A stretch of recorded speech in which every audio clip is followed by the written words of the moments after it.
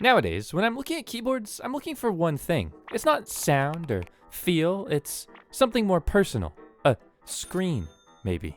Howdy, hey, I'm Hipyo, and originally I meant that as kind of a joke, but actually, screens are pretty cool. And this story begins with a budget keyboard with 3 cool features, and 1 potential blunder. Now, I'll explain that in just a moment, but this is the Epomaker Shadow-X, a gasket-mounted budget keyboard, and it might be a pre-built keyboard, however, I'm still gonna give it the Hipyo special. So in this video, I'll show you the 3 cool features, the 1 blunder, and the programmable screen. Speaking of programs, 69% of you aren't subscribed, so why don't you just go ahead and hit that real fast. Get with the program. Now, this story begins with a budget keyboard, and I'll tell you how much it costs in just a second, but full disclosure, this video is sponsored by Epomaker, who paid for the video slot but did not tell me what to say or review this video before I uploaded it. This is the Epomaker Shadow-X. I'll look at the keyboard in a second, but as far as the accessories go, we get a bunch of yellow keycaps. Okay, I guess I'll try these out on the keyboard later. As well as 3 yellow switches. Wait, only 3?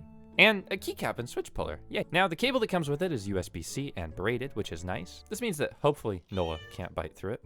And boom, there's the keyboard. Now, the special feature about this keyboard is that TV sticker, but there's a couple other things that we'll also look at. Now, as you can see, this keyboard comes fully built, and it looks aluminum, but it's actually not. We'll talk about that in a second. Because this keyboard starts at $85, and is that a knob? I need to, wait, why is the knob only clicking? It's not rotating around. So instead of a knob that adjusts volume, they have a knob that lets you adjust your Bluetooth settings, and this board can actually pair to 3 different devices, which is kind of cool. I'll talk about the wireless and the software a little bit later in the video though. Now, this board is unapologetically plastic, but the finish here is actually pretty nice. And as I mentioned before in past videos, plastic can actually be one of the better materials for a keyboard if you're looking for that thocky, deep sound, as long as it's properly made and not super pingy. Now, it feels weirdly hefty for being a plastic keyboard, and I'm assuming there's some type of internal weight in there, so we'll get it open later in the video. But the overall profile of this board is very interesting because it's a 65% keyboard, meaning it keeps the arrow keys but loses the F row.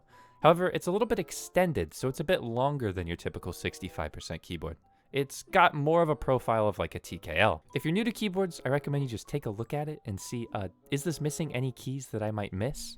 Then yeah, make your decision based on that. Now, in order to get the wireless working, I actually had to read the manual, and I'm not proud of this at all. At first, I thought it was some type of hotkey that I was missing, like maybe I had to press a button and oh, it lit up, but no, it didn't actually work. So then I tried a different hotkey and it lit up again, and it didn't work. Finally, I realized the knob was set to the wrong setting, and typical. And with a little bing bong turn of the knob, I was able to get the 2.4 gigahertz wireless working well with my computer. Theoretically, if you wanted to, you could use this thing with 2.4 gigahertz with your computer and then Bluetooth with a phone or a laptop. And why is it loading? Why is the screen loading? What is going on? So the price is the first very unique factor about this keyboard, and the second is this screen that's slowly loading, and I'm not sure what it's gonna show. Now, I've seen keyboards with screens before, like the Cyberboard that costs $600, and oh, it says sub to Hipyo. But this screen is a little bit more interesting as it gives you a little bit more to work with as far as your actual designs go. Now, here's where I say Epomaker software is not great. It's a little bit clunky. It was a little bit confusing. However, it did have most of the features that I wanted. Like you can rebind keys. There's a macro setting that was very daunting, and then a screen setting. I really hope they flesh this out more in the future, but it was kind of cool drawing on an animation. Like I had to do that whole animation myself. You know, I'm a bit of an animator. And you can also customize the Epic Gamer RGB and upload it for other people. Also, if you remember, you can save the designs. However, I did this whole design and then forgot. Not the actual art, just the drawing the purple border. The viewing angles on this screen are pretty bad, but if you're actually up front using it, you can see the screen pretty well. We'll talk about the switches and stuff soon, but there's also a fun little infographic version of the screen that I did not find that useful. Now, at this point, you're probably wondering, Hipyo, you talked about the screen on a keyboard for like 2 minutes. Well, that's what you came to the video for, wasn't it? Wasn't it? It was, right? But I'm actually curious, is this a good keyboard? And the short answer is maybe. The stabilizers came incredibly rattly, which I forgot to record before lubing them. And the switches, how do I put this? Let me just give you a little sound test.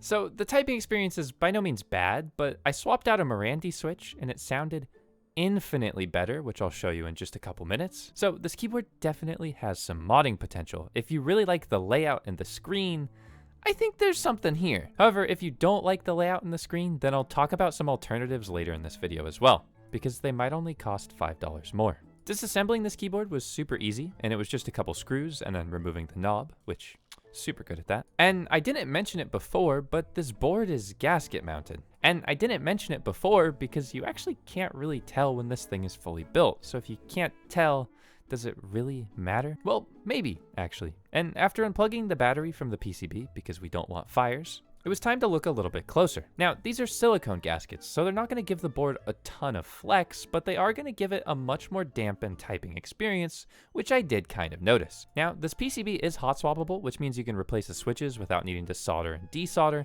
and it supports screw-in stabilizers, so if you're an enthusiast, you can use those as well. However, it came with plate mounts. Now, normally, I would fill a keyboard with a ton of zany things, like foam, or a weird automotive dampening pad.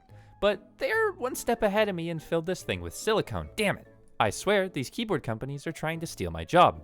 Like, what do? Do I just remove it and then pretend that it was never there and then do it myself and be like, haha, guys, I filled this keyboard with silicone? On this episode of Hipyo Has an Existential Crisis. Now, I found out what I was going to do with this board later, but at first I was really like, what do I do with it? It's good enough, except for the switches.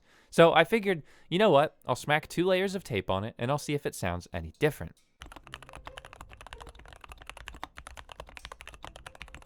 Now, this definitely made the board a tinge poppier, but I feel like those Gateron Pro yellow switches are just not doing what I want them to. They feel smooth, but they just have a little bit of leaf chatter that I just can't quite get rid of without getting rid of the actual switches with a little bit of magic. Now, if you're tight on funds, you could buy some lubricant like Krytox 205G0 and hand lubricate all of the switches yourself. However, if you value your time, as that might take 2 to 3 hours, then you could go with a different method. For around $30, you can get these WS Marandi switches, which I'll have linked down below. And personally, I recommend you lube switches yourself because I think it's a little bit of fun, and honestly, 3 hours of work and saving you $20 might be worth it. But these switches are a linear switch that's very well factory lubed, and dear God, that magic just failed epically. And they're a great alternative to not lubing yourself. In total, swapping the switches took about 30 minutes, and this board is gonna sound a ton better. Now, the gasket performance, as ever, is still doing nothing. And I also couldn't help but notice that the spacebar felt very, very hollow. So I took a little bit of Kilmat, which is an automotive dampening film. See, it came back, guys, I referenced it. And I put a little bit of it in my spacebar, which I forgot to record. Yeehaw. Oh wait, I found a little bit of the recording. There you go. See, I'm putting it in the spacebar, and this is gonna dampen it. The keycaps that come with this board, as it's a pretty cheap keyboard, are nothing to really scoff about, but they are nice. The profile on them is relatively flat, so it takes quite a bit of getting used to, but I was still able to hammer out about 100 words per minute on them without too much worries. Now, I'll leave you with the final sound test in just a minute, but overall, I think this is a fairly interesting budget keyboard, and the screen is definitely a cool touch. The layout is unique, and the wireless features might be really useful if you like multiple productivity modes. However, for $5 more, if you're looking for sheer value, I recommend you check out the video I just did on the Wilmir SK71.